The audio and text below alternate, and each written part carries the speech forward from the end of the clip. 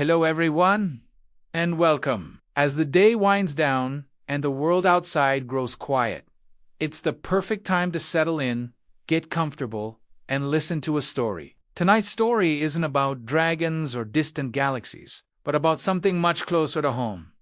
The incredible power that lies within each of us, waiting to be discovered. It's a story to carry with you into your dreams.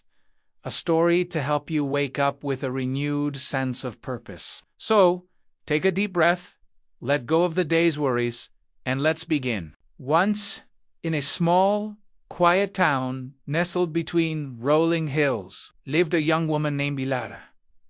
By day, she was a librarian, surrounded by thousands of stories bound in leather and paper. She loved her job, finding joy in connecting people with the perfect book. But by night, when she lay in her bed, a familiar feeling of restlessness would creep in. She felt like a character in an unwritten story, a ship waiting in the harbor with no destination on its map. Ilara had a dream she kept locked away in the quietest corner of her heart. She dreamed of being an artist. Not just any artist, but one who could capture the colors of the sunrise, the feeling of a cool breeze, and the warmth of a shared laugh, all on a single canvas. She had a small set of paints and a few brushes, but they mostly collected dust. A voice in her head, a persistent and discouraging whisper, would always tell her, "You're not good enough.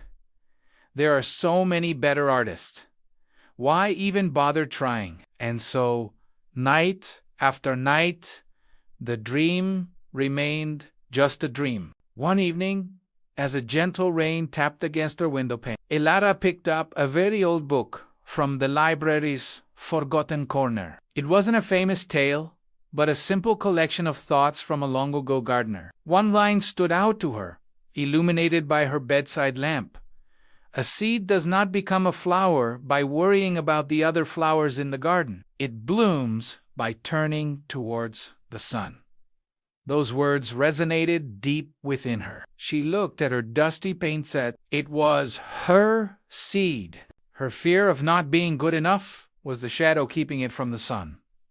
That night, she didn't just go to sleep. She made a promise to herself. A tiny, manageable promise. "Tomorrow," she whispered to the quiet room, "I will paint for just 5 minutes." The next day, after work, she felt the familiar pull of doubt. The voice returned, louder than ever. But Ilara remembered her promise. She took out a small piece of paper, squeezed a tiny bit of yellow paint onto her palette, and for 5 minutes, she just painted a simple, imperfect circle. It was wobbly and uneven. It was nothing like the perfect sun she imagined, but it was hers.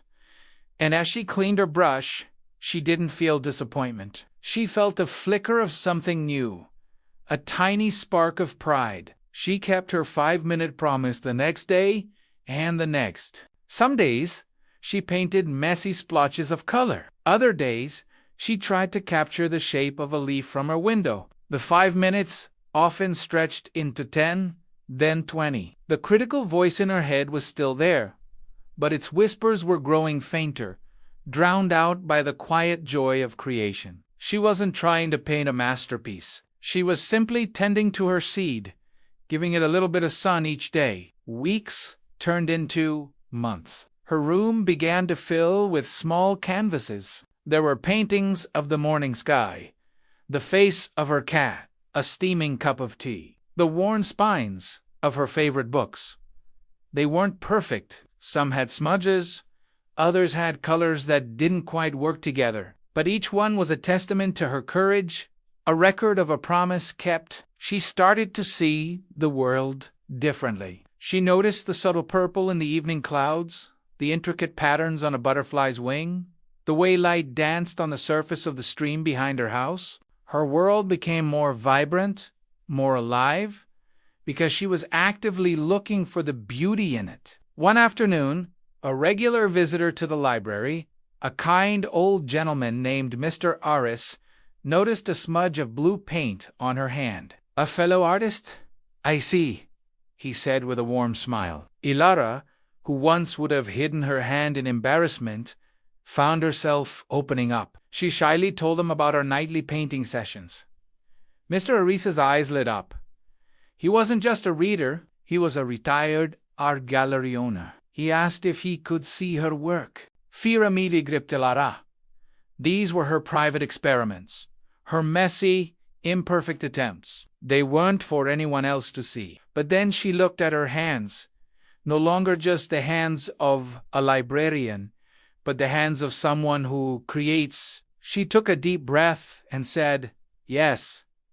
The following weekend, Mr. Aris visited her small apartment. He walked slowly from one painting to another, his expression thoughtful. Elara's heart pounded in her chest, bracing for polite, but ultimately dismissive, feedback. After what felt like an eternity, he turned to her, his eyes filled with genuine admiration. "My dear," he said, his voice soft, "these are wonderful.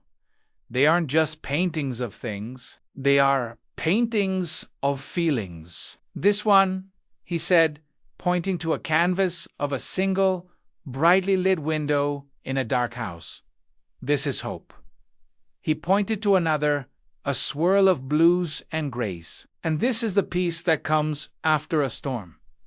He saw what she had been unable to see herself. Her art wasn't about technical perfection. It was about honesty. It was her story, told in color and light. Mr. Aris owned a small cafe in town that he had always wanted to fill with local art, Ayasque de Lara. If she would be willing to display her paintings there, the voice of doubt screamed in her head. "No, people will judge you.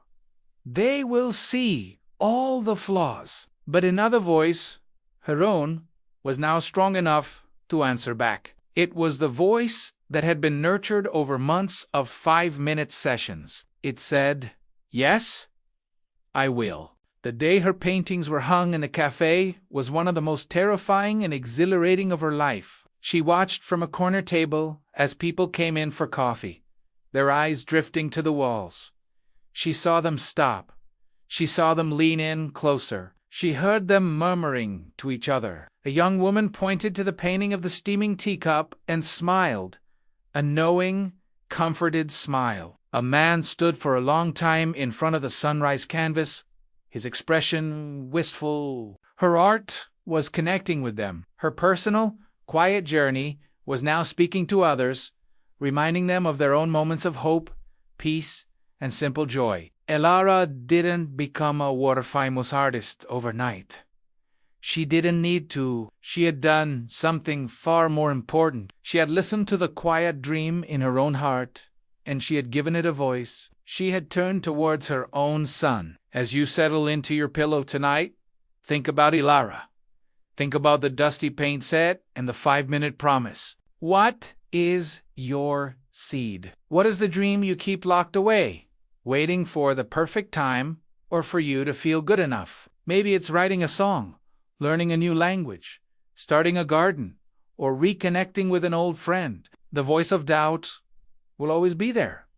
It's a part of the human experience, but it doesn't have to be the one holding the map. You don't have to conquer the entire mountain tomorrow. All you have to do is take one small step. Make one tiny promise to yourself, just for 5 minutes. Tonight, as you drift off to sleep, let your mind wander not to your worries, but to your possibilities. What is the one small action you can take tomorrow to tend to your own seed? Let that be the thought that carries you into a peaceful and restorative sleep, because greatness isn't born from a single grand act of courage. It's built day by day from small, consistent acts of showing up for yourself. You are the author of your own story, and tomorrow is a brand new, unwritten page. Sleep well and dream of the beautiful things you will create. Thank you for listening. I hope this story brings you peace and inspiration. If you enjoyed it, please consider subscribing for more stories to help you rest and reflect. Good night.